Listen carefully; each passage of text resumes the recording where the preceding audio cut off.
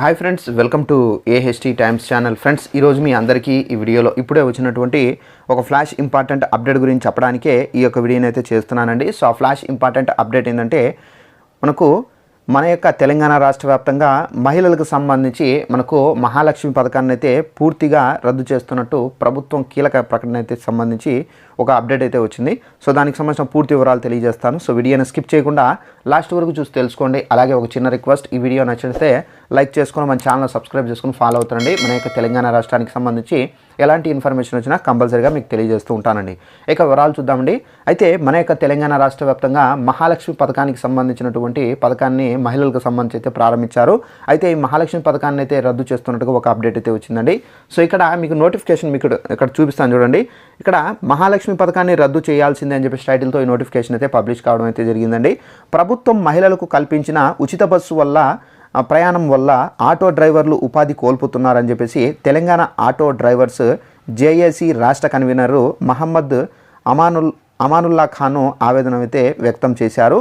ఇక్కడ auto drivers JAC ఇక్కడ హిమాయత్ నగర్ సంబంధించి ప్రభుత్వం మహిళలకు కల్పించినటువంటి ఉచిత బస్సు ప్రయాణం వల్ల ఆటో డ్రైవర్లు ఉపాధి కోల్పోతున్నారని చెప్పేసి తెలంగాణ ఆటో జేఏసీ ఇక్కడ మనకు అమానుల్లా గారు అయితే వ్యక్తం చేశారు.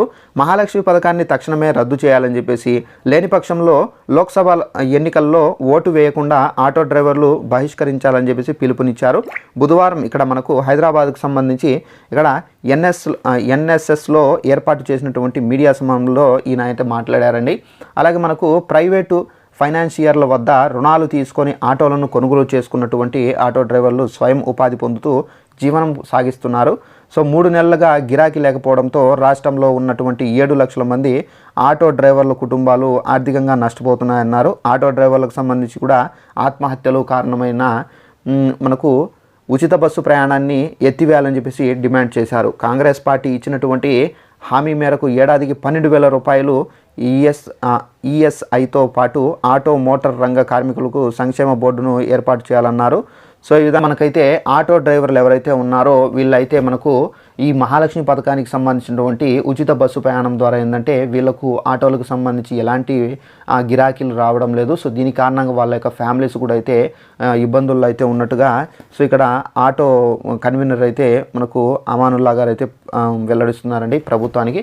సో దీనికి సంబంధించి మనకు ప్రభుత్వం ఈ పథకాన్ని రద్దు చేస్తుందా, సో రద్దు చేయకుండా వీళ్ళకు హెల్ప్గా ఏమన్నా అమౌంట్ ఇస్తుందా, సో దానికి సంబంధించి మనం అయితే వెయిట్ చేయాల్సి అయితే ఉందండి. ప్రభుత్వం నుండి ఎలాంటి ప్రకటన వస్తుందని.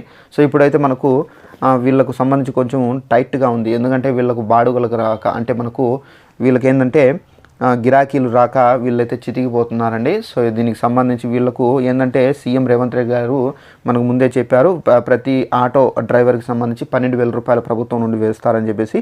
సో మనకు దీనికి సంబంధించి రేవంత్ రెడ్డి గారి ప్రభుత్వం ఎలాంటి నిర్ణయం తీసుకుంటుందో దానికి సంబంధించి మనం వెయిట్ చేయాల్సి అయితే ఉందండి. సో ఇదండి మనకు ఉన్నటువంటి ఇన్ఫర్మేషన్. ఈ వీడియో నచ్చితే లైక్ చేసుకొని మన ఛానల్ సబ్స్క్రైబ్ చేసుకొని ఫాలో అవుతారండి. Thanks for watching this video. All the best.